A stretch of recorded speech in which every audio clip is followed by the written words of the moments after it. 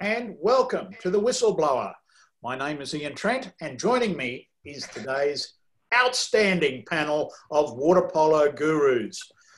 Australia's top referee, still in lockdown in Melbourne, is Danny Flahive. Hi, Dan. Hi, Minnie. Nice to be here once again. And our numbers are going down slowly. So hopefully in a couple of weeks, our restrictions might drop and we might be allowed out the house. Let's hope so. Let's hope so. Feverishly watching the Pies, who've kicked another goal up against Port Adelaide. Okay. Now, the former Australian Olympic representative and coach, men's coach, is joining us now from the nation's capital. Good evening, John Fox. Good evening, Ian, and yeah, nice to be back again. And another Monday night where the Pies are playing Flahive, so you'd rather be part of this than watching them play, wouldn't you? Absolutely, mate. Absolutely. Where else would I rather be? He might get an mark too. You know, we won't mention the Bombers. Now, Balmain's answer to Kerry Packer is James Falzon. And he joins us now too. Hi, James. Hello, Minnie. How are you? Hello, fellow whistleblowers. James. Welcome once again.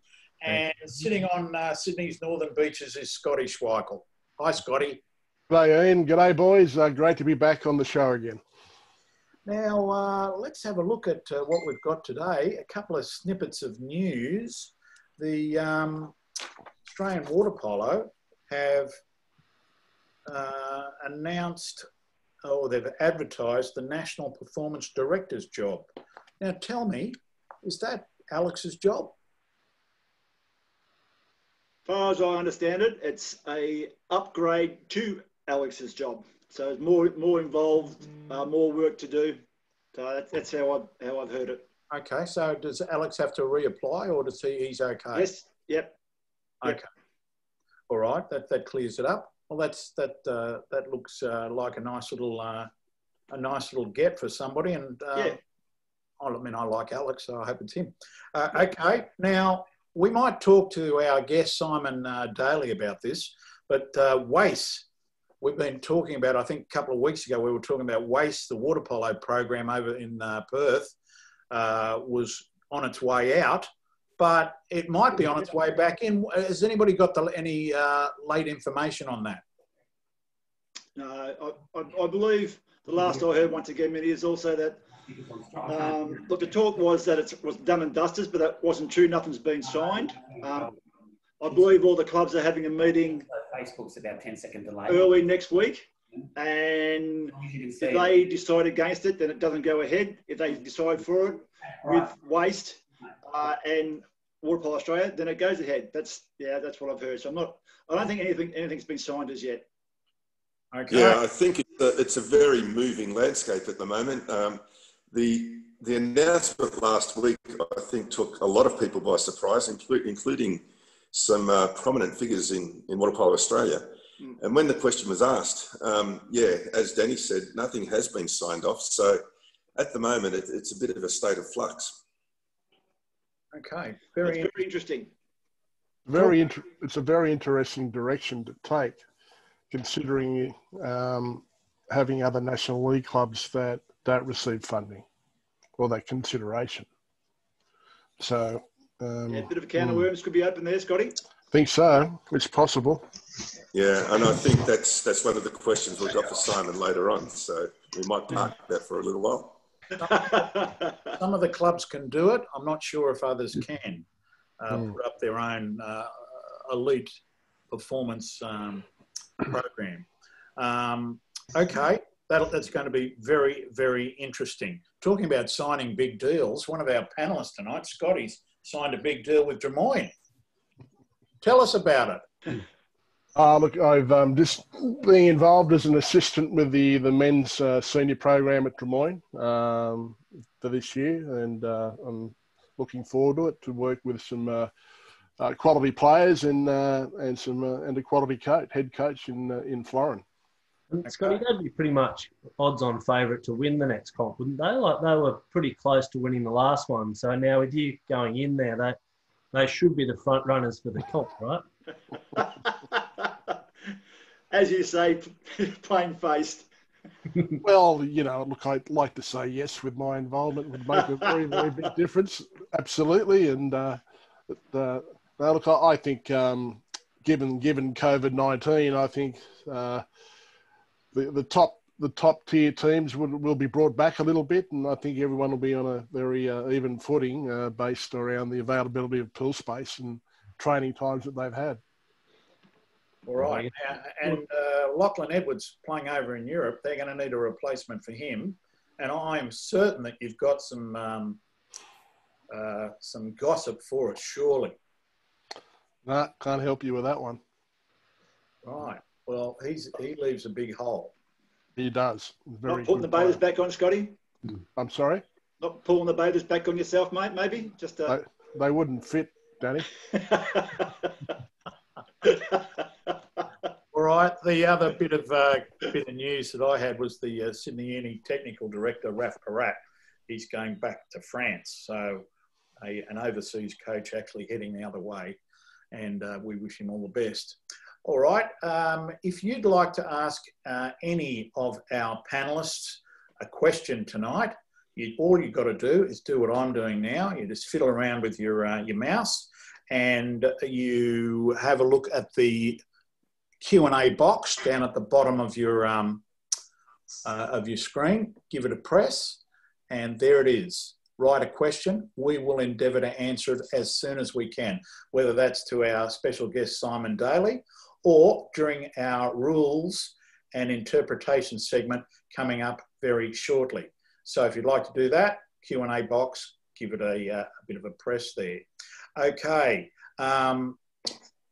I'm just doing all sorts of things with my screen, which I shouldn't be doing. And on your screen there, if you'd like to ask us a question there through our new Facebook page, how about that, Scotty? That's pretty good. Facebook at TWB Polo. Right, that's excellent. Brand new. The Whistleblower. Instagram. Hashtag who is TWB. And of course, if you'd like to email us at any stage, whistleblowerpolo@gmail.com. All abuse can be aimed at Phil Bauer, no problem at all. Okay. So, gentlemen, now it's time for our refereeing segment, and this is referee position part 2. We had a few technical glitches last week, didn't get through to it, but this is it this week. Counter-attack transition. I found the first one, the part 1, to be very informative. Part 2, let's take it away, Daniel and Scotty. Okay, hopefully this one will be just as informative, Minnie. So what we're going to talk about is going from defence into attack, where the defensive referee, who's now the attacking referee, where they should be going, where they should be, and what they should be looking at, and when to start moving. As we got there, as soon as it's a counter for whatever reason, or a contra foul, or turnover, or whatever you want to call it, the referee should start moving with the attacking team. So virtually, the defensive referee, who is now the attacking referee, stays in front of the counter, and as we'll say here, walks backwards, follows the game. So we're just going to go over where a counter could come from. Yeah, so, yep. Danny, I'd just like to say, look, we've got a couple of examples here of this set plays and where counterattacks can be generated from, but they are only examples. As all of us know, they can be generated from all types of different situations. And what we're going to do on the next couple of slides is actually go through each one of these examples, and Danny's going to talk about where the referee should be standing in certain situations. So the first one will be from an outside shot. Okay, so as you can see, now I'm just going to move some faces out the way. There we are. So from outside shot, so the backcourt referee is actually the attacking referee now, because the ball's been turned over or shot or whatever. It's with the goalie. So what we're saying now is that the backcourt, as it's got written up there, the backcourt referee, which should be the attacking referee. It's our fault. We should have changed that. That's fine. So what we'd like him to do is virtually walk backwards. So he's in front of the counter, looking back down the pool, at that side, so his side of the pool, watching those three attackers, those three defenders together, watching what's going on. So, and he can virtually stay in front of the attacks, walking backwards in front of that counter attacker or the attacking player, and still watch what's going on. Now, the backcourt referee, down on the bottom of the screen, okay, he doesn't need, or she, the referee, doesn't need to watch that counter up front. He just stays back there and watches that 3-on-3 back there in case anything happens. They're virtually looking for, if it's a counter like we're showing there, that's a fairly good break, unless there's something really drastic goes on behind play, that the referee doesn't need to call anything. If it's inconsequential to the break, which is up front, we just sort of let it go. Unless you've got a brutality or a punch or a kick, we just sort of let that go. But what we want to main do is here is that now the backcourt referee turns into attacking referee, stays at half a metre or metre in front of the whole break all the way up, walking backwards, watching what's going on behind him. So he doesn't turn his back whatsoever, because turning his back and facing forward, you miss out what's going on behind you. So you've got to watch the play the whole time. Okay, I've got a question from the audience. Daniel, do you practice walking backwards? It's actually, when I first started, I never did. And I actually walked forward, and then I felt that, and I was explained by a lot of referees out there and delegates that you need to walk backwards. And yes, I practice walking backwards. Maybe a bit of moon dancing on the dance floor helps, but no, definitely practice walking backwards. It's an art. Definitely. And if you're on a platform, yep, you'd have to get it right. Yeah, absolutely. Yeah, and you got to be. It's about being confident as well. So it's not. You can sort of turn side on as well. It's a comfortable feeling where you feel comfortable with the referee walking that way. But normally, like myself, I like to walk backwards. I actually saw Noel Harrod actually walk backwards at Bondi in one game, and he fell in the water. Practice, see? Practice makes perfect. No one will ever forget that one. Yeah. Okay, next slide, gentlemen. Okay, this is one we're talking about from a turnover. Once again, where the ball is now, and we've got the attacking referee. Okay, so he follows the attack. Once again, he stays in front of the counter. Okay, the backcourt referee now stays. This is where you've got to feel comfortable. The backcourt referee can wait till those three defenders come forward to meet up with the backcourt referee and then follow with them, in line with them, or you can stay a half a metre in front. Some referees, myself, I like to stay a little bit in front. Some referees like to stay in line with the last person so they can see what's going on. But it's whatever you feel comfortable and where you can see what's going on behind the play. And once again, the backcourt referee doesn't need to look at the counter attack, okay? Because it's so far in front, the attacking referee can watch that, but he watches, the backcourt referee watches what goes behind him and watches that if there's a minor foul, the pass goes up, that the pass is not interfered with. But you don't have to be ball watching or player watching when they've got a 3-on-3 counter up the pool or 1-on-none in this situation. So it's all about where the rest of the players are to where the counter attack is. So in this situation, the attacking referee now can follow that all the way up. And the backcourt referee has got those defenders in the backcourt once again. And if the attacking referee, as we said, walking backwards, he's got three again. So still that 3-on-3 for each referee. It might also worth pointing out that it's really important that the attacking referee really needs to focus in on making sure that the free throw is taken correctly from the turnover and not interfered with, because a lot of interference can happen there. And yeah, good point, Scotty. And that's why we like the referee to always be facing towards, if he turns front on and forward, he can't see what's happening behind him. So that's why we like the referee to walk backwards so he can still see what's happening from where the ball is to where the counter is as well. And the backcourt, that referee's got his defenders and attackers in the back there that he watches. Once again, if there's something happening behind play and it's inconsequential, we let it go.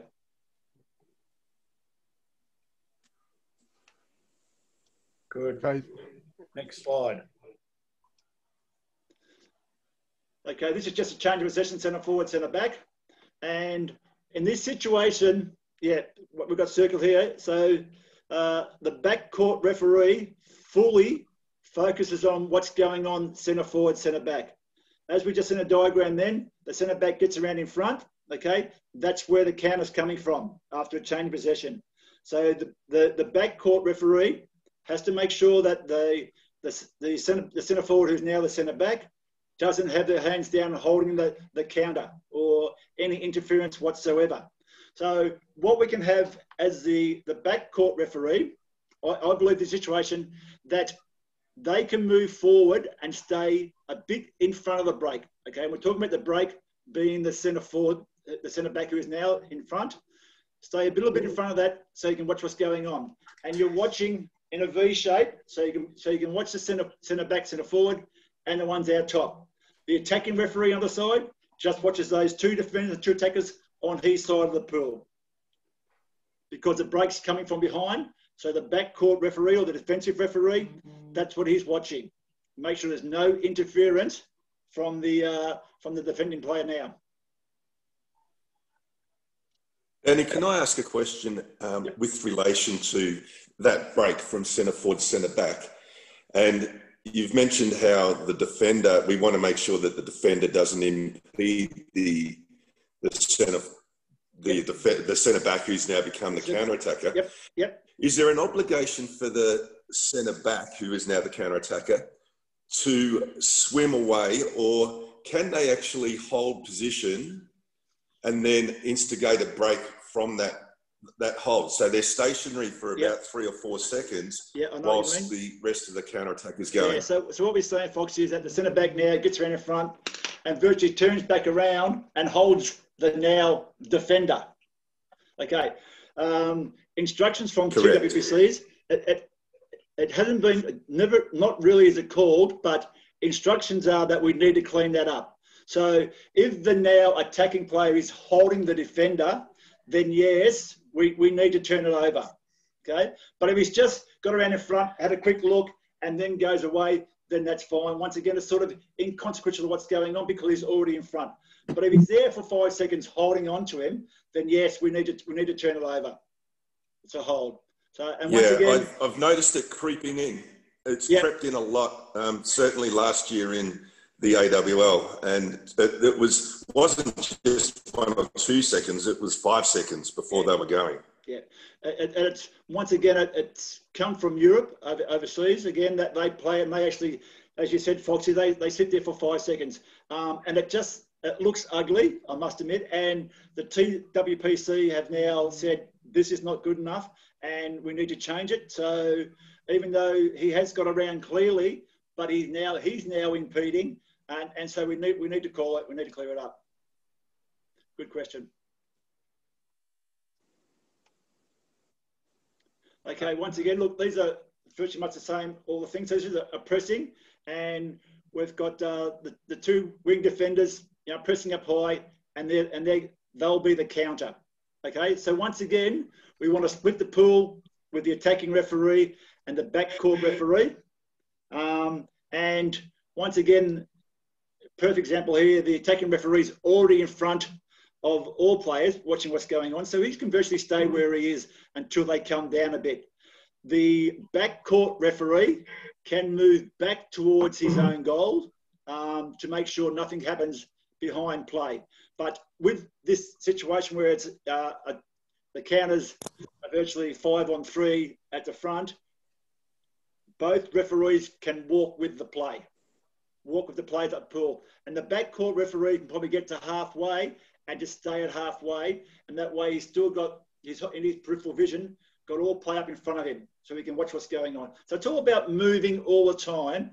And as Scotty said earlier, this is not a go-to thing. It's where you feel comfortable and you can see your section of the pool of what you're watching and watch what's going on. So in this situation, the ball's with the goalie, so you don't even need to watch a goalie because all the other players are one-on-one with each other. So no one's going to take the goalie, so you don't need to watch that at all. You just watch the players.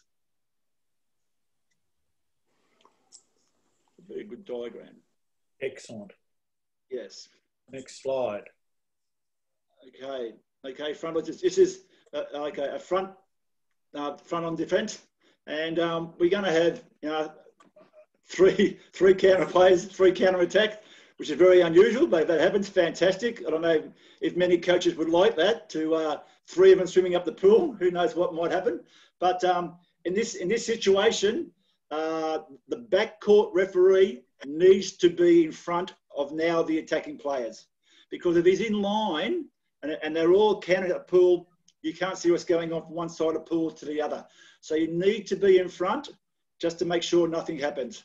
The attacking referee now, once again, just moves with those top 3 attackers, 3 defenders, and moves with that play. Once again, watching what's going on around as well. It's all about movement.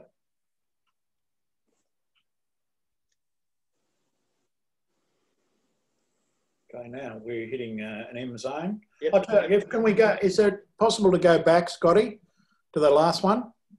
Right, to our coaches here. Right. Well, this is not refereeing related. This is coaching related. It's all in the game. Now we've got 3 men coming from behind with an advantage, right? Right, and the 3 attackers coming through. I was always taught, and then I always taught, right, that the 3 guys who are now counter-attacking, they were defending on the outside. They go to the 2 metre line, correct? Yep. Right, they spread out, right, or sometimes there'd be 2 of them, 1 on each post, then spread out. And then the guys coming from behind with an advantage would sort of ring around, and you'd rarely get 3. You're right, Danny. Yeah.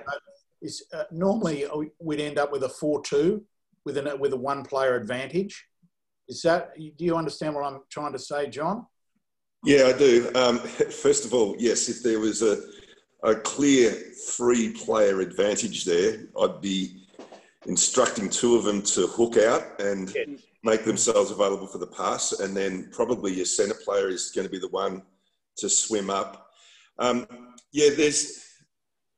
is 2 trains of thought. One is you set up a 4-2, but I think what's been creeping in more and more is a 3-3 setup in the extra man, the counter-attack. Yep. So like a 3-3, you've got your middle player sits in the middle of the goals, your 2 wings, and then those top 3 players actually fill up the spaces there. So 4-2, absolutely, but I think 3-3 is becoming more effective, and you see it more now with the Europeans.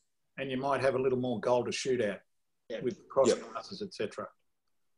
Okay. And then from a 3-3, you can also drive into a post. So if you've got nothing, you can generate a second opportunity by driving in to make a 4-2 from a 3-3. Okay, things haven't changed that much. I just thought I'd bring in a little bit of coaching into it as well. No, it's good. All right, now we've got the M zone. Danny. Okay. Once again, it's pretty much the same scenario here for both referees. Once again, we just want the attacking referee to be in front of the counter, just so he can see behind what's going on, and also, we must know where the ball is. Both referees must know where the ball is and where it's going to come from. Okay, it's for the pass. Once again, we're going to go over about, if there's a minor foul first, make sure there's no interference whatsoever. The old professional fouls we call it, umpire, the ref turns away. We got to watch that for sure. Make sure there's no interference for the play. And as with this new rule, if it counters and the ball's behind play, well, that's where the ball is, where the free is, and they can just pass it up straight away. So in this situation, once again, the backcourt referee is watching to make sure nothing goes on behind the play here. Once again, we keep going back to inconsequential situations in a game. Well, if they're not going to interfere or do anything with the counter, we just let it go, and we keep going over that, because it's, even though you can call a minor foul or whatever, and the break's still going, they might not be able to get to the ball. You might push the ball away, and you lose the counter. So if it's inconsequential, we just let it go. It's realistically, we don't like to say it, but it's got to be like a real brutality or a kick above water, something very obvious. That's the counter's still there, it'll be a penalty for brutality or something like that, is what I'm trying to say. So we've just got to be careful. Once again, the attacking referee on the his side of the pool, and he goes for the counter. The back court referee just stays back in line with the last attacking defender coming up the pool, just to make sure.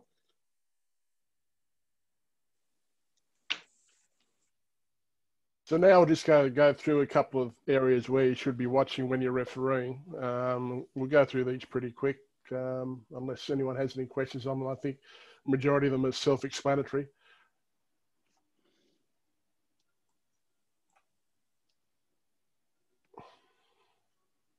Okay, that's virtually exactly what we said with the attacking referee. The point position, watching the middle of the pool and the lead breaks, that's what we said. So virtually stay in front of the lead break.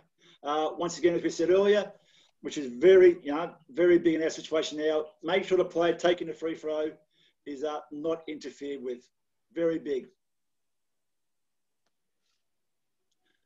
Okay, the backcourt referee, once again, is watching the tussle behind centre forwards in the back, as Foxy said earlier, which happens a fair bit nowadays, which we're going to try and get out of our game.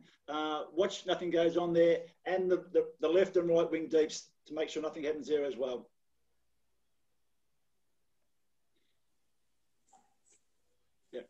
Self-explanatory, as I probably said earlier. So you've got to know where the ball is coming from. You've got to put yourself in the position of you being in the pool of the player. So know where the ball is coming from. Once again, knowing the defence is knowing where the counter might come from is a big understanding. Once again, it's an understanding of the game, knowing what's going on, and as a referee, know where you should be standing to see what's going on, to what defence they're playing. And once again, which is this one's a very big one of the last, in the last year or so. It's making sure you put the ball in play, because a lot of times with a minor foul, players are holding the ball, looking up the field, watching where the counter attack is going, but not playing the ball. In that situation, it's just like in any game. If they don't play the ball, it has to be a turnover straight away. No problems whatsoever. So, and as we know, you've got to pick the ball up, drop the ball in the water, throw the ball in front of you. We know you can't swim onto it and then keep swimming. That's not playing the ball. So in this situation, once again, just like a player being interfered when it sees free, if you don't play the free, then it's a turnover. Danny, I might just enforce that point where we've got the backcourt referee talking about right wing transition and that sort of thing. A massive number of pull rounds and illegal pull passes go on right underneath the referee's feet. And a lot of time, inexperienced referees are just focusing on the centre forward, centre back area, or they're ball watching up the front. And I think it's really important that that be mentioned. Yep. Good point, Scotty.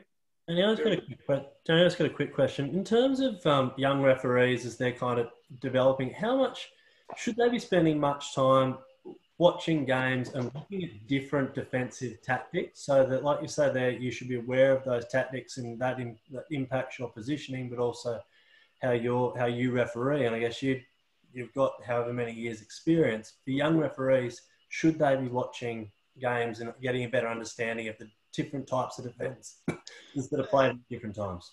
Yeah, absolutely, James. I think the more young referees come through, even lesser or inexperienced or lesser experienced referees need to watch more games to find out what teams, what defence they're playing, where the counters come from, where they should be looking. Also watching the referees about where they're standing, and think to yourself, okay, that referee's in a good spot, or that referee's in a bad spot where he might miss, as Scotty said earlier, a pull around right underneath you because you're watching the ball. We're ball watching, not watch what's going on. So I think younger referees should definitely watch as many games as they can, and sort of get some more understanding of the game from watching the referees and where they stand. James, I think you raise a really good point in relation to the tactics. Coaches learn those tactics and how to play against each other, as do the players. But I think there's been a fairly large hole in our education system for our younger referees coming through in relation to teaching them to understand those tactics and how to referee it better. So I think that's something that hopefully in the future we'll get better at. Okay. Now, time's against us, boys, so if we could get through this pretty quickly. Yep. Sure. Well, there's pretty self-explanatory. You know, swimming side by side, we just got to be careful that the defending doesn't pull back, doesn't hold, doesn't impede. Any of those things, if that's the case, then there is exclusion straight away. That one's pretty straightforward. As we said earlier, watch for kicking and striking and heavy defensive play. If that's the case, then they're excluded as well. So, but we just got to make sure that it is a full-on kick or a strike. Sometimes players can act very well. But if it's there, we got to call it. And once again, we spoke about you know, like if there's a one-on-one attack or 1-on-2 or 2-on-1, a 4-on-3, knowing what's coming up the pool also stipulates to where the referee is going to stand and where he should be. If he should be following in front, following side by side, or just a little bit behind. So it's if that's the case, we just got to make sure that where referees are in the best position for them to see what's going on in the game.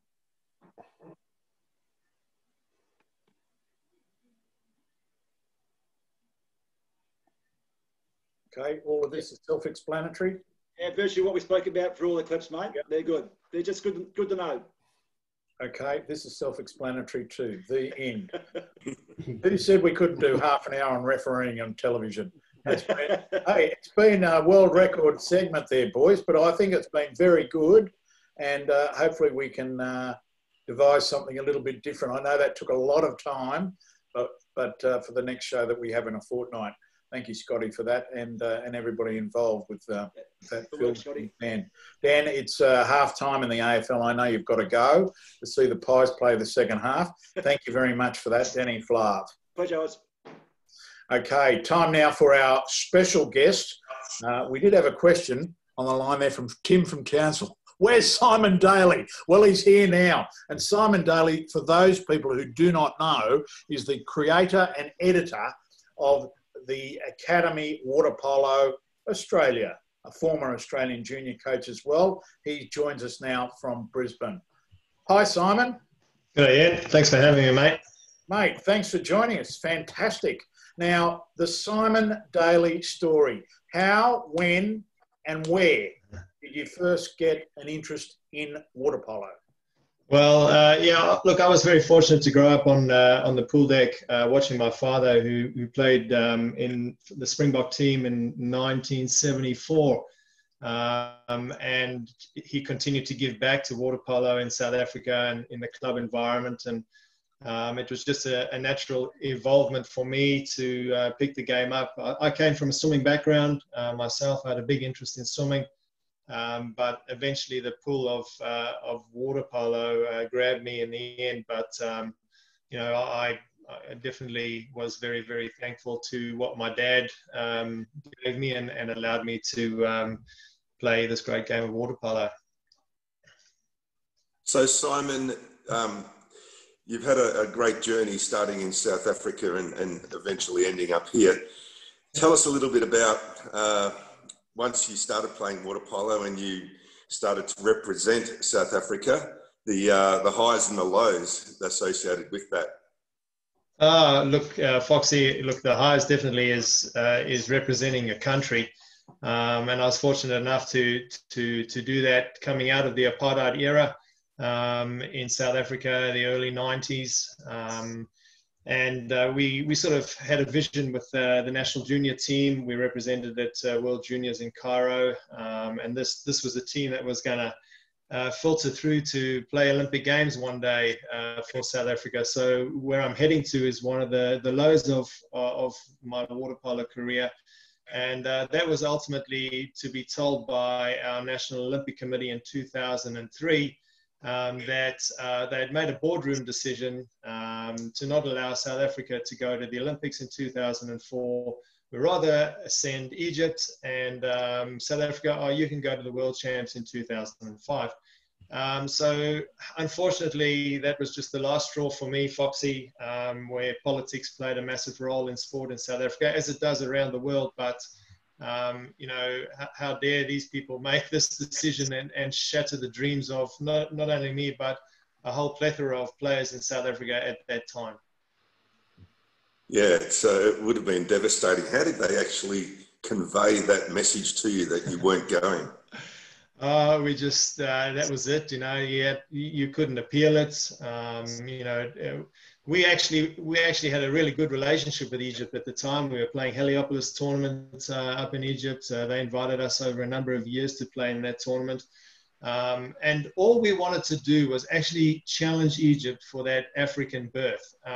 Had Egypt beaten us, happy days. But don't make a boardroom decision and take the players right out of it, and not give them that opportunity to challenge for an Olympic berth, which was Africa at that time. So I suppose I'm still an advocate for a review in Olympic qualification tournaments and so forth, where, you know, deals have been done behind the scenes and suddenly teams are in the Olympics. I just can't fathom it sometimes. And unfortunately, it still leaves a sour taste in my mouth, especially coming from South Africa.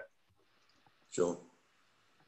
Hey, but there is talk that South Africa going to the next Olympics, which, you know, would be fantastic. But I do hope that it does go ahead for our sakes, giving them that opportunity. But whether they, you know, Egypt have challenged them, I don't know. But I would really like to see them go, only if they are going to compete well and have prepared to the best of their abilities.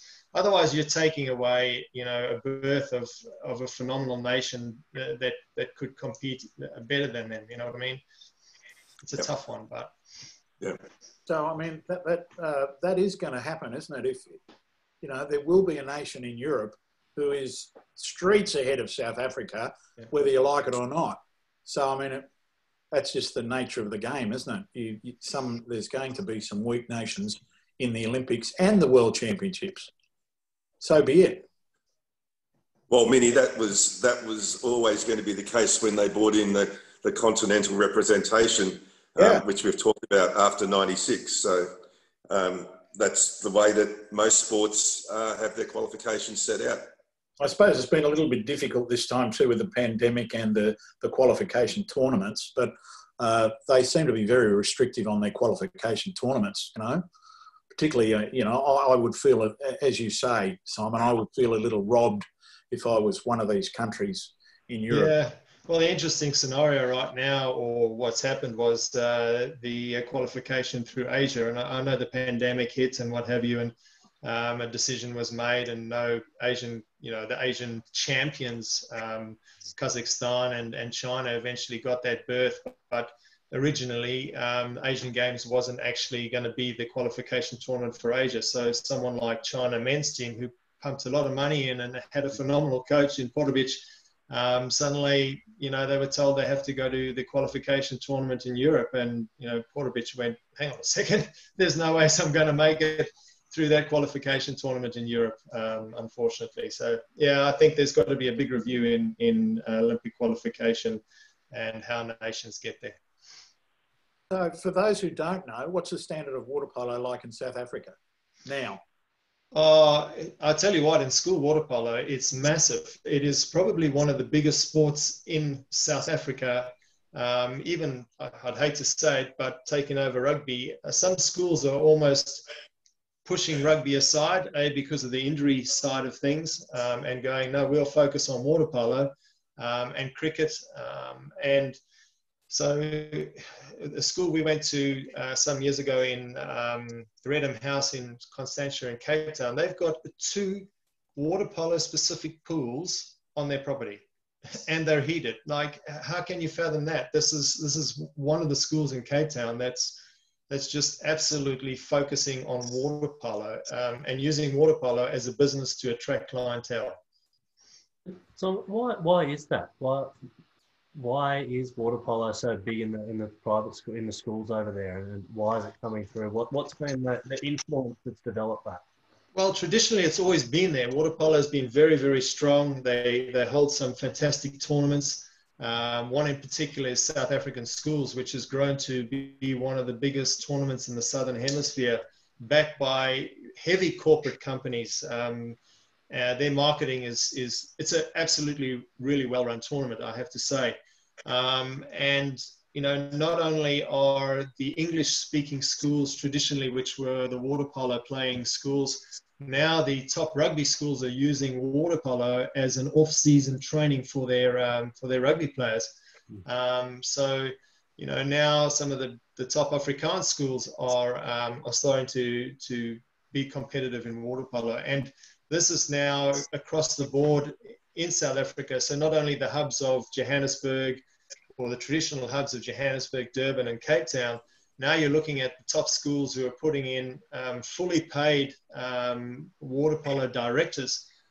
So now they're starting to get, you know, professional water polo coaches attracted to these top private schools, which is fantastic. So it's a great evolving thing, but where do they go to from there? That's the problem, and the problem somewhere like in New Zealand as well, where a national league is non-existent. So that's a big question for them moving forward. Simon, would Cape Town be the largest hub now? Because I know that Durban used to be okay, and I know that Transvaal was pretty huge from a lot of years back. I know that the majority of the better players came out of Transvaal and Johannesburg up that way. Yeah, look, mate, you'd be shot for calling it Transvaal now. That name went out when Mandela was released. So it's called Gauteng now.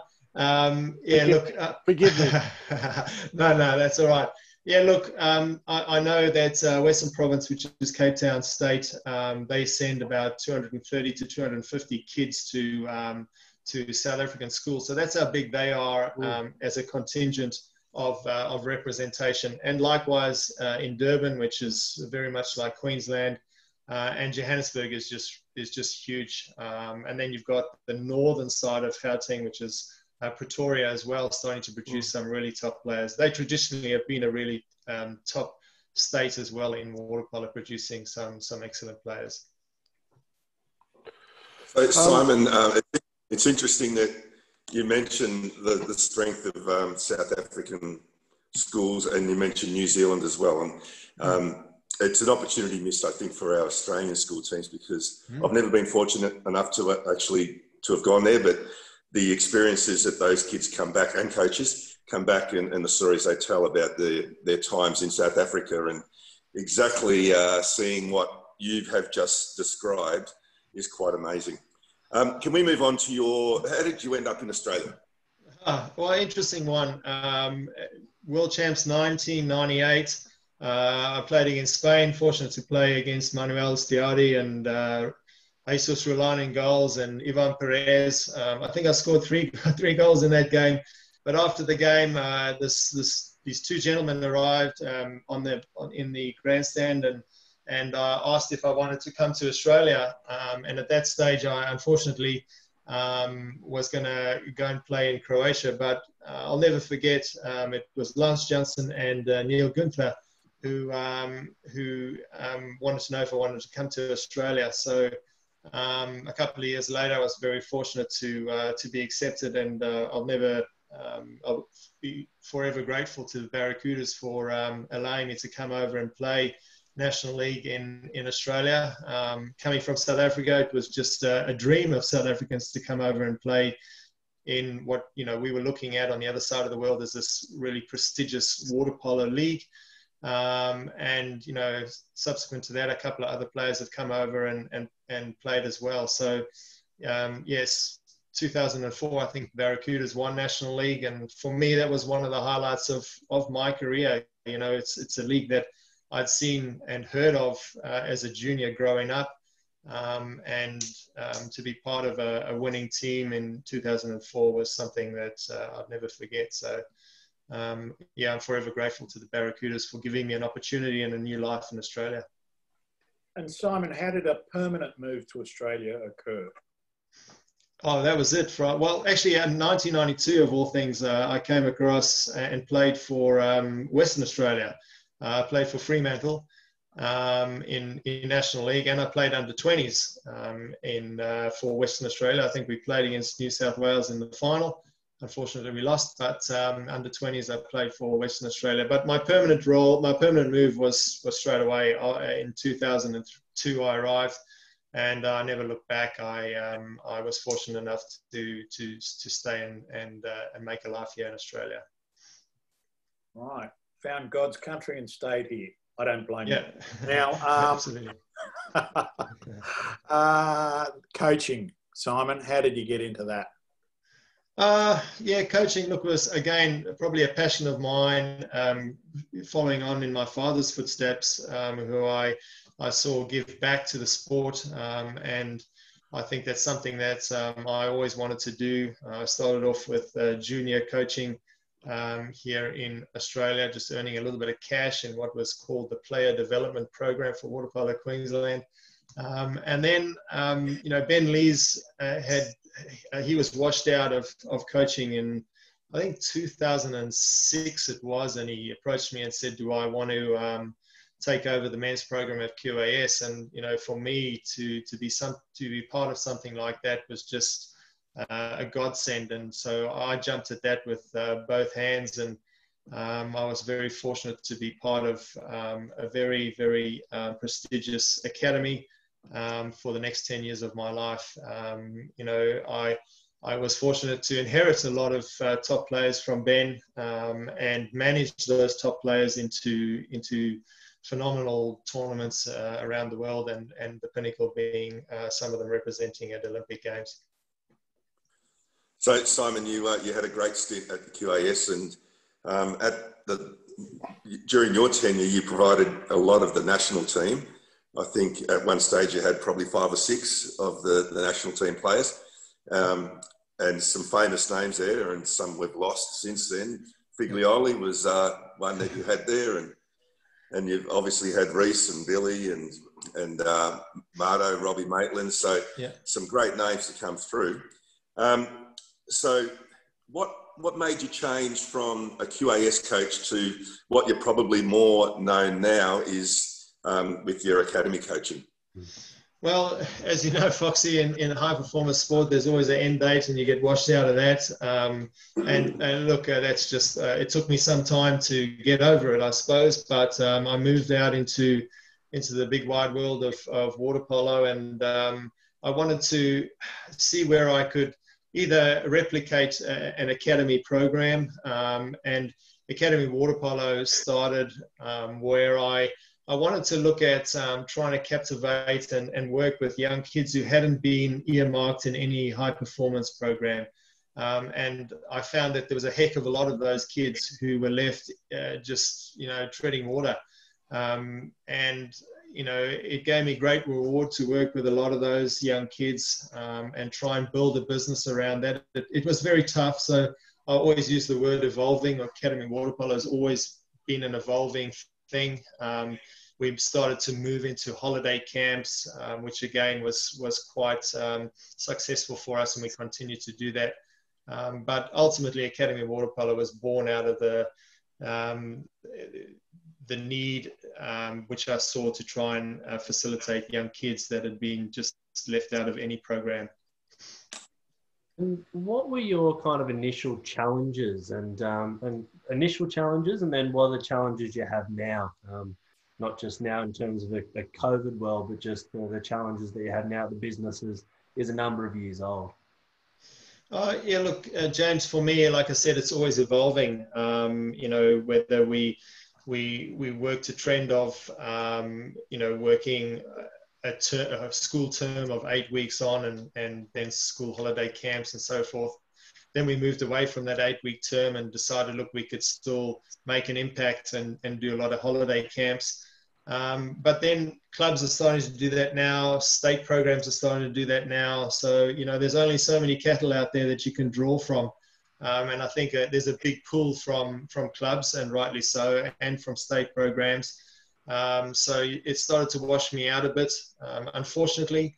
But, again, it brings me back to how can I keep evolving and how can I look at different directions into growing the game of water polo into far reaches. And water polo generally, for me, is in the main cities. We haven't even tapped the market in the rural areas to its fullest potential. And through Foxy's era, phenomenal players came through from the regional areas. And I just think for us in Australia, we don't do that well enough. That might be something I want to explore moving forward in how I can be instrumental in growing the game outside of the big cities. I was part of Harvey Bay trying to do a lot of work up there. They've got some phenomenal pools in that area, just 1 hour north of Noosa. Like, why are we not connecting that area well enough? And I can only really talk for Queensland, but reading, I studied the book of Water Warriors, for instance, by Tracy Rockwell. What a phenomenal book that is. And how many young kids in Australia actually know the steep history and deep history of water polo in Australia.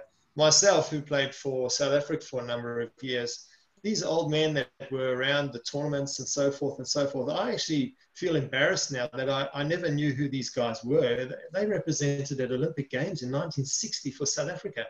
And I just thought they were just these old men walking around the pool and helping out in water polo. How disrespectful was I? But what I'm trying to say is that how many young kids, even in our national teams right now, national junior teams, have no idea who Ray Mayers is, or who what Tom Hoad did, or what John Whitehouse has done for water polo in Australia. Like, it's so disrespectful for us as a sport here in Australia that we don't sell our history well enough. And I think what you do very, very well on across social media is pushing out those stories, and not just those stories, but also expanding the knowledge bank of athletes as well. And look, some of your posts, they do reach up to sort of 200,000 viewers across all the different platforms. How important do you see the role of social digital media for Academy Water Polo? Well, yeah, not only for Academy Water Polo, but for water polo in general. We're not a big sport in the world. And the bus comes in every 4 years, which is Olympic Games. The mainstream media jumps on board. They do a bit of work in water polo. Don't get me wrong, it's fantastic.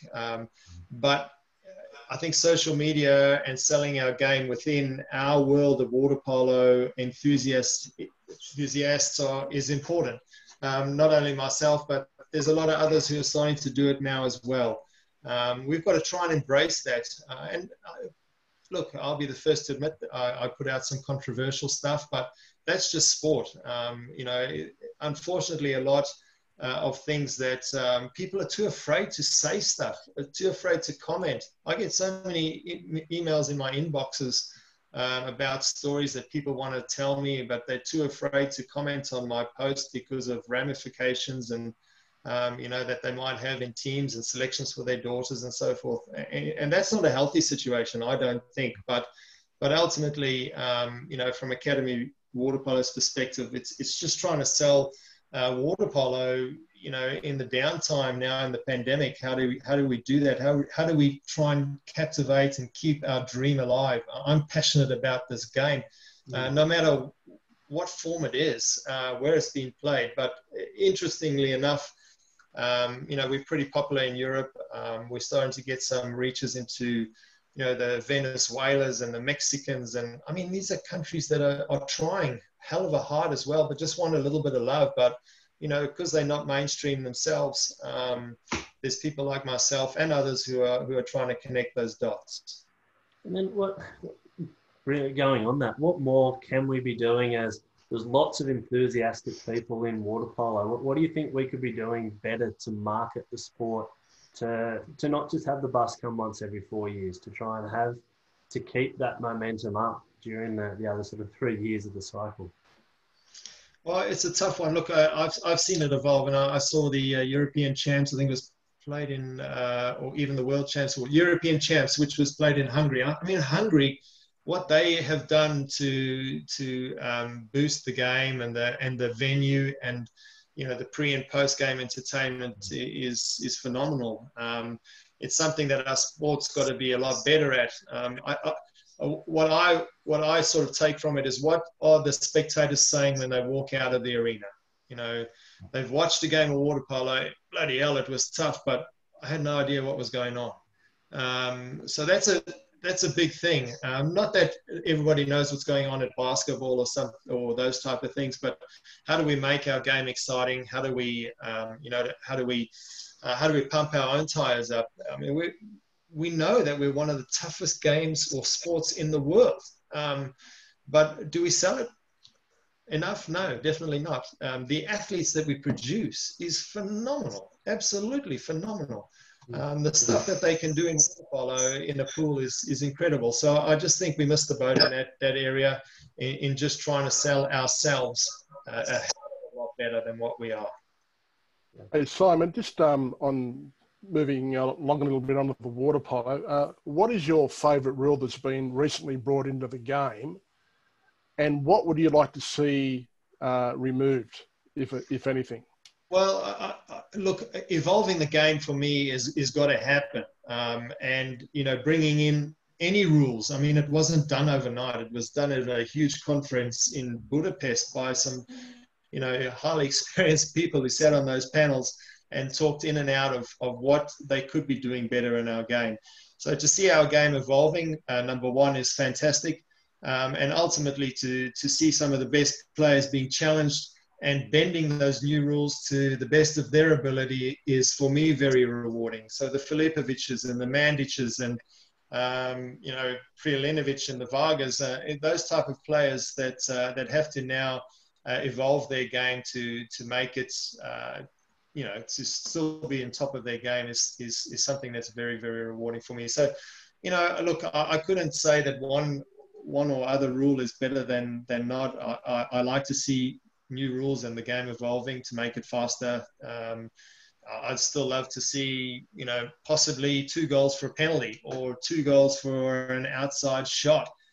Does that change the landscape? Absolutely. I'd still like to see less swimming, whether or not we bring everybody to a 25 meter. I don't know. I'm just looking at pools around the world. Do we have to change 30 meters to 25? All those type of things. Can we keep it at 25? Less swimming for the spectators, really. I mean, that's who we're trying to ultimately sell our game to. You'd still have the physicality side of it. You probably have more shooting, but definitely less swimming. That's just the curveball which I throw in there. Would you reduce the number of players? Sorry, Scotty. Just a quick one. Would you reduce the number of players if you went to 25 metres? Yeah, I think you could. Could you go 5-a-side? I don't know. I love the rotation of players. I don't think coaches use it well enough. They haven't quite figured out how to rotate that faster. One rule, Scotty, is the double exclusion, and seeing players getting double excluded. The unfortunate thing with the double exclusion is when they come back into the pool, one team gets an advantage straight away in the defense. The other player has to swim right from his corner all the way down to the next attack. Do you understand what I mean? Yep. Could you send those 2 double exclusions to the middle of the pool in front of the table, for instance, and they both sit in there and then they come in? I don't know, but that's just something for me as a double exclusion. And being a coach, you just go, why are 2 players being excluded? But anyway, look, I just love to see our game being evolved, and it wasn't something that was done overnight. It was a big thought process and how we can speed up our game and make it more friendly for the spectators. And just to quickly add to that, being an ex-centre forward, yeah, right, is there a rule there that you would like to see scrapped or added? No. From a specific positional point of view? No, it's just probably one of the toughest positions to play, but it's one of the toughest positions to accept a decision from the referee. So many times that I moan at referees back down the pool and so forth. But look, it still baffles me sometimes how centre backs get away with what they do against centre forwards. But I just like to see the attacking team gaining advantage more so than what we see a lot of referees giving advantage to the defence, for instance. I think one national coach asked me when what do I prefer, attacking or defending? And I straight away said attacking. And in his next team talk, he talked all about defense and how important that was. So I didn't, I didn't quite like defense, but centre forward, how can we create more centre forwards in this country? We've got two phenomenal centre forwards right now, one youngster and one of the best centre forwards. Unfortunately, luckily we inherited him across, but I think Australia could medal at the next Olympics. Absolutely. I've put that out there on Academy, and I think the world is a bit scared about where Australia is at the moment. Absolutely. Yeah, agree with that. Mate, how do you rate the current standard of the referees in Australia? It's a tough one.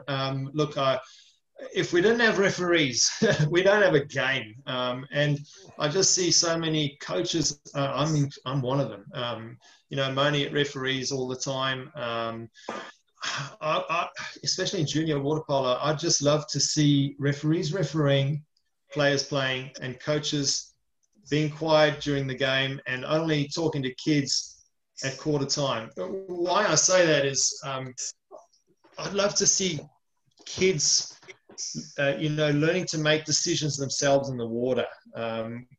Coaching should be done during the week, and then come game time, ultimately it's the players that make that decision. That's never going to happen, but I think referees, if we don't have referees, we don't have a game. So I think a lot of coaches have got to try and respect the fact that, ask how many coaches actually referee. Not many of them, but it's a tough gig, refereeing.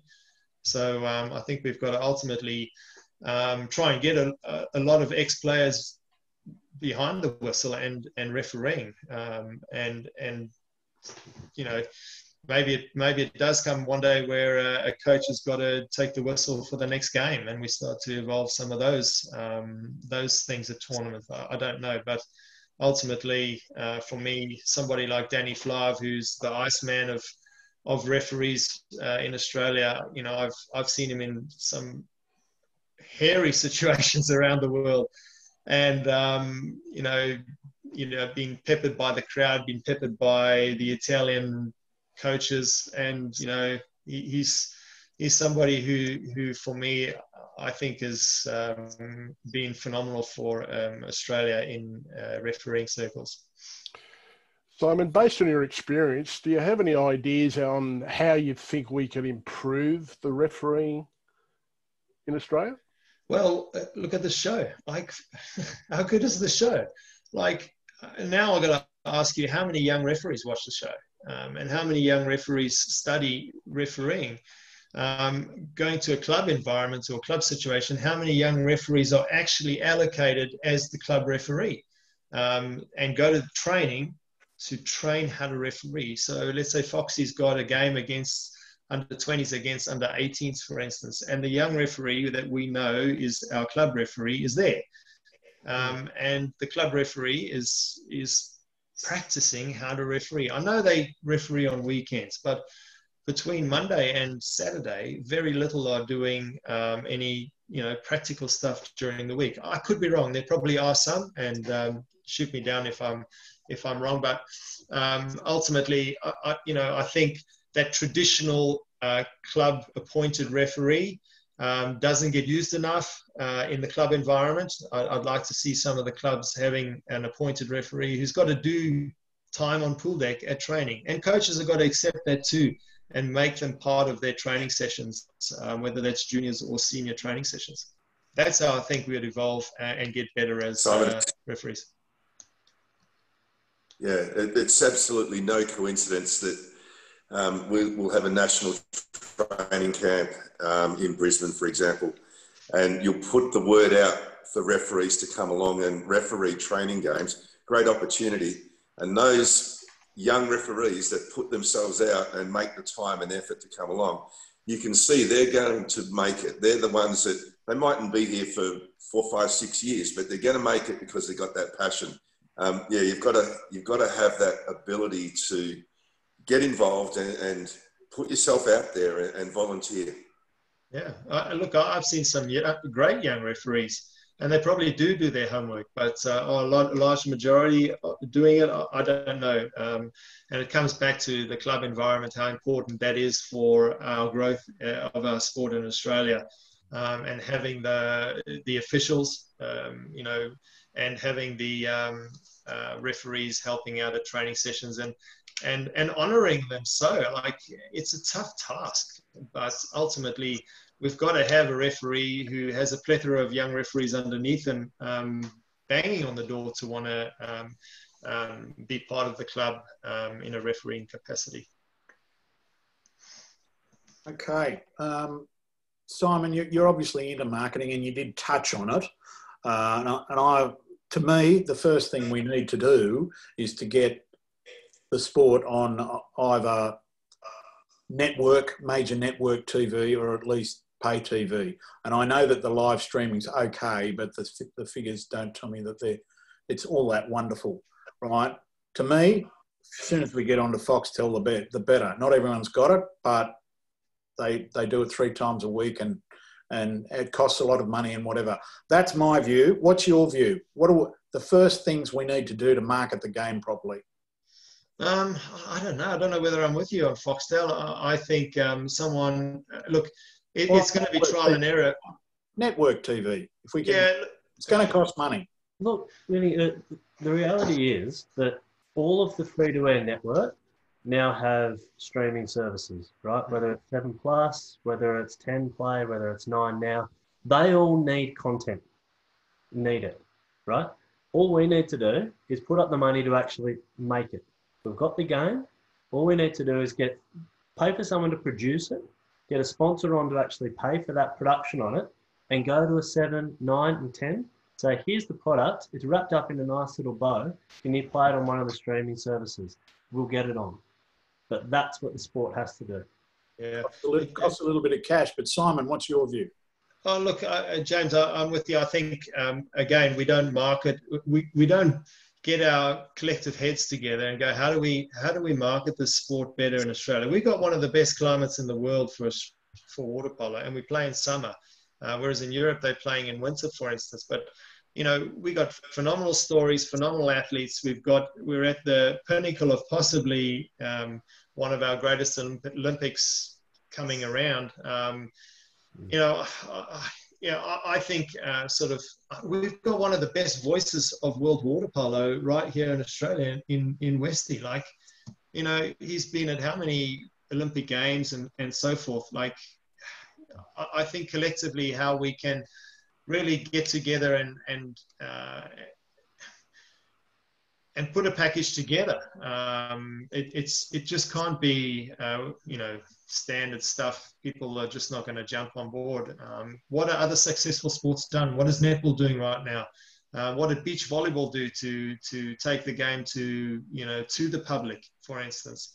Look, I think it's definitely something that should be at the top of the list on how we sell the sport better. Social media, captive audience, not only in Australia but worldwide, is something that we've got to sell our National League as one of the best in the world, whether it is or not, but we've got to try and sell it as that. I think we've lost teams in Victoria, we've lost teams in South Australia, or whether they're there or not, I don't know. We used to have New Zealand involved with us. We used to have Tasmania. Where are those teams gone now? The steep history that Victoria had in our sport, and yet again, we're going to go another National League without them. I can't fathom it. Why?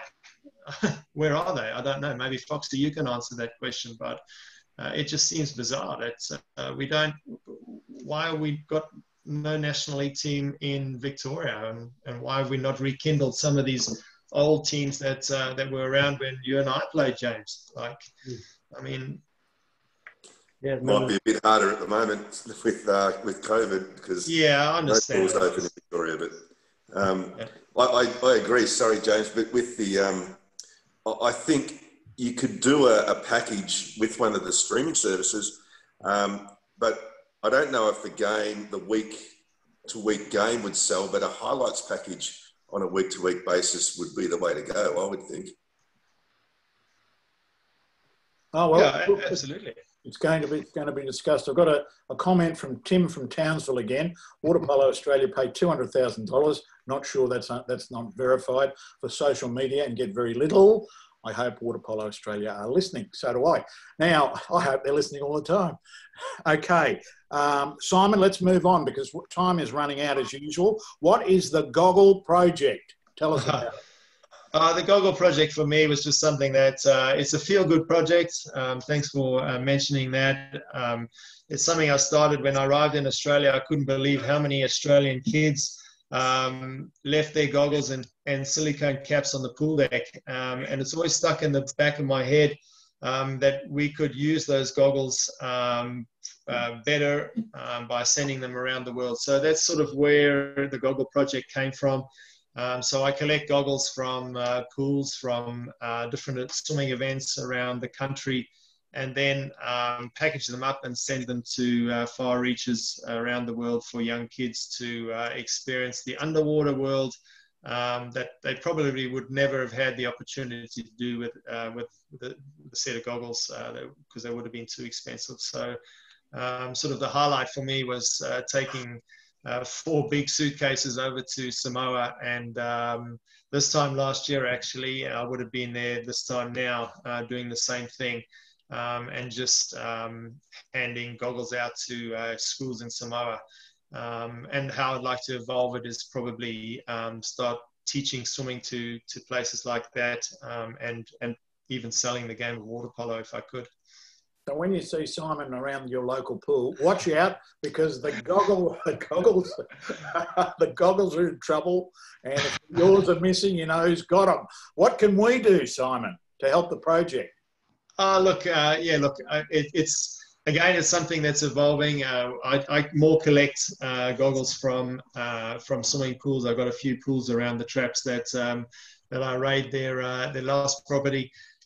Someone like Simon Gardner does a lot of work for me in Melbourne with their ocean swimming scene down there. He puts a goggle project bin out, and we get pool buoys and kickboards and towels and goggles sent up to me, which I'm very, very grateful for.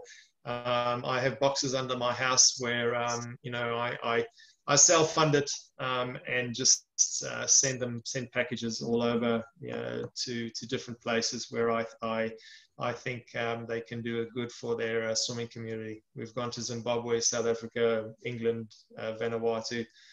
It's just a feel-good project for me, and if anybody wants to be involved, it would be greatly appreciated. If everybody's got an old pair of goggles that they can share and probably be part of a project.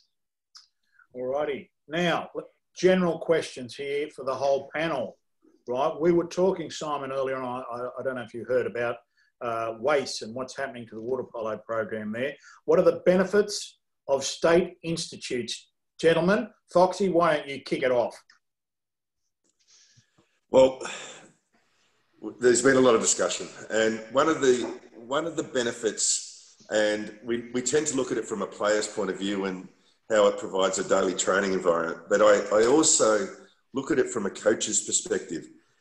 If we are not having state institutes, you're losing the opportunity to have 2 more professional coaches. So if we lose WACE, we've lost a male coach and a female coach.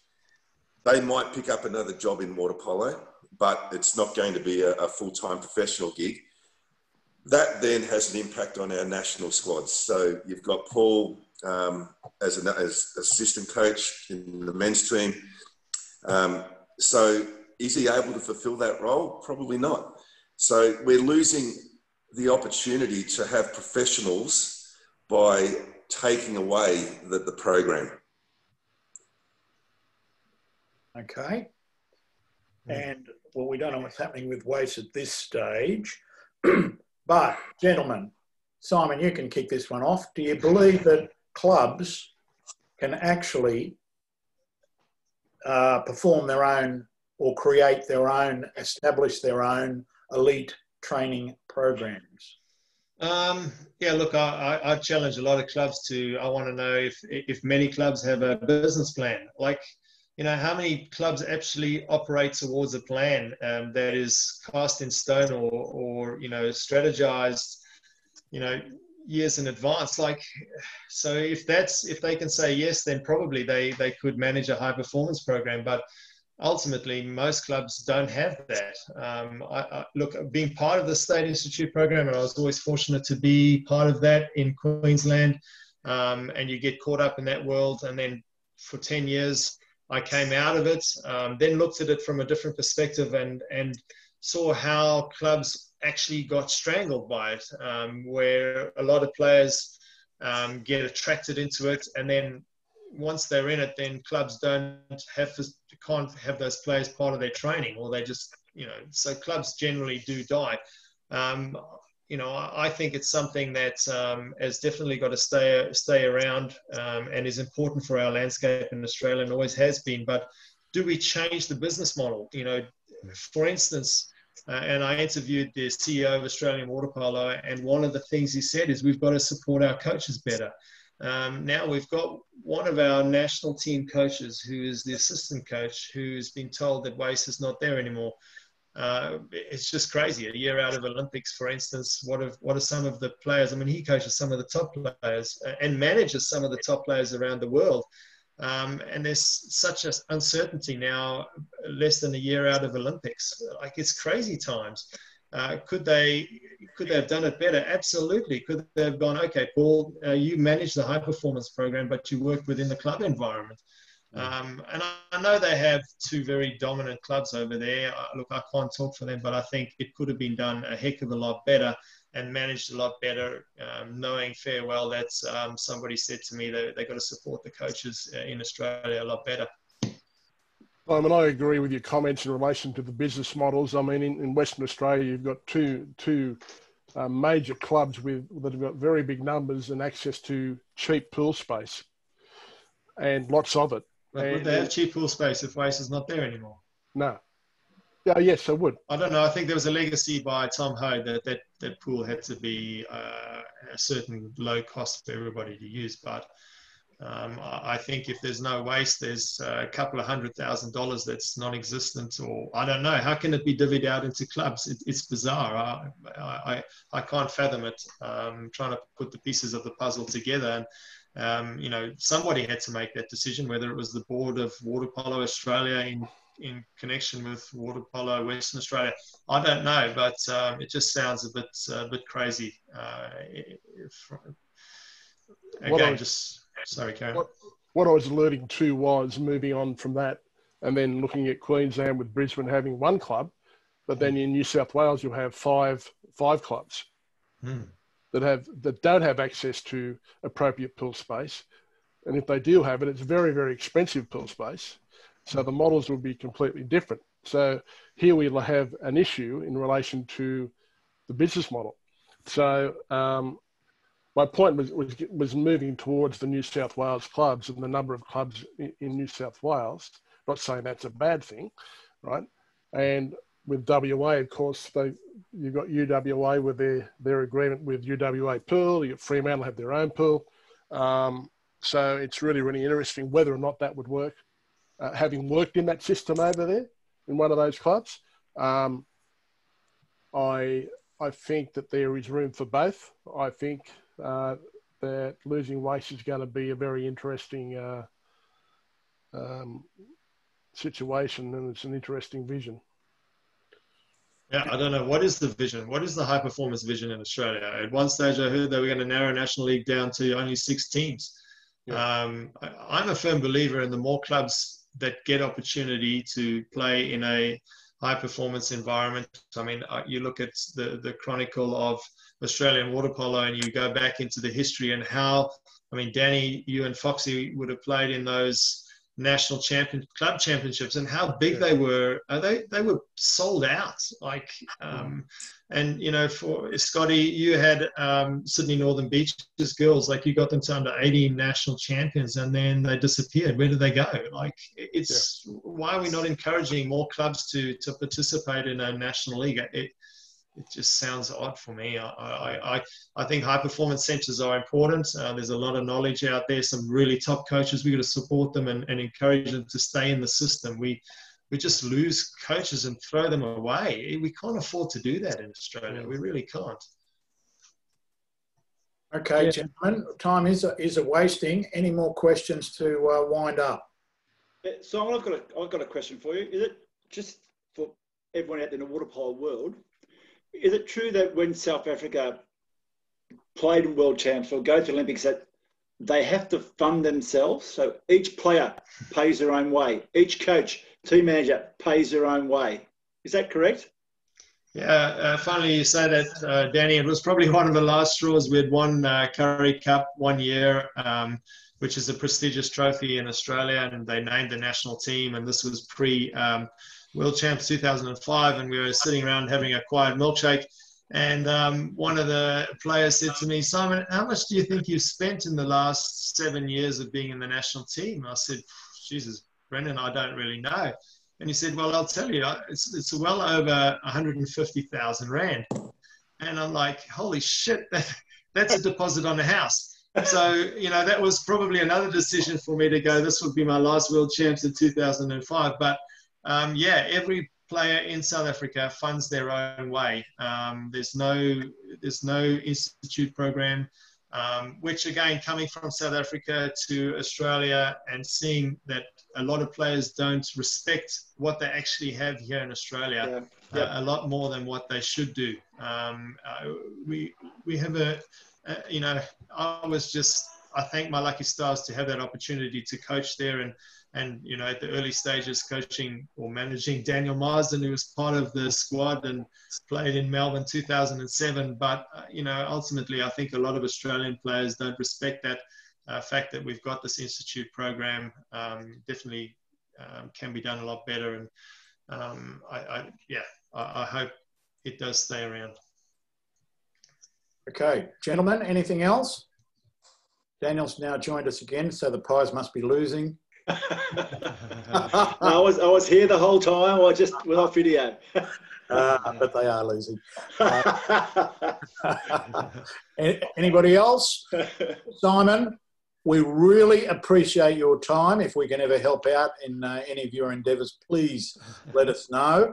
And your insights on water polo have been outstanding. And thanks very much for joining us. No, thank you. Thanks for having me. And again, thanks for putting the show on. I think it's an evolving thing, and ultimately, you know, we got to keep everybody on this panel is passionate, from World Championship coach in 1986 to, you know, Olympic Games players and you know, representative referees. It's something that collectively is a good thing moving forward. So thank you very much for having me on. Thank you for those kind words too. Danny, John, James, once again, Simon, Scotty, Noel, thank you, boys. Appreciate your trouble tonight. And we're going to be back on October 5. Our chief may well be back with us, I think. Have we missed him tonight? That's been good. Who's missing? I don't know. Who? Didn't even know. Yeah, we're back on October the 5th. And I can't tell you who the... Phil is hovering around somewhere in the background trying to click up some messages, but I don't know who our next guest is. But I can assure you it'll be somebody good. So until then, October the 5th. If I may interrupt, what is your favourite pool, Simon? My favourite pool? It's got to be Musgrave, mate. No, my favourite pool's definitely got to be Bicton. You know, I think there's a phenomenal story there. How they built that pool with their own bare hands, and you know, reclaimed it into the Swan River. What a phenomenal story that is! I think it should be replicated a lot better than what it is around the country. So it's got to be Bicton. At least, well, Phil's not around. At least it's not Dorney. Anyhow, you see that little... hang on, Dorney. I've never finished a game with Dorney. I think the last fight I had there was with you, James Felsen. I got a red card and I'm out. So I've never been too good at Dorney. Hey, did it hurt, James? Mate, I was swimming the other direction. I'm not getting held by him. Did you, so Simon, did you get your Delphina mask, mate, by the way? Oh, no, I haven't got my Delphina mask. What? It's, I don't know where it is. We'll get the bottom to that, mate. Well, I tell you what, that Phil, he's an Indian giver. You will get a beautiful Delphina mask. Thank you, Tyler. And if anybody needs a mask, I know we were talking about it today, just look up on the website Delphina. You get good cozies there, but you get good masks as well. Gentlemen, thanks once again, and we'll see you next time, October the 5th, with the Whistleblower. See you then.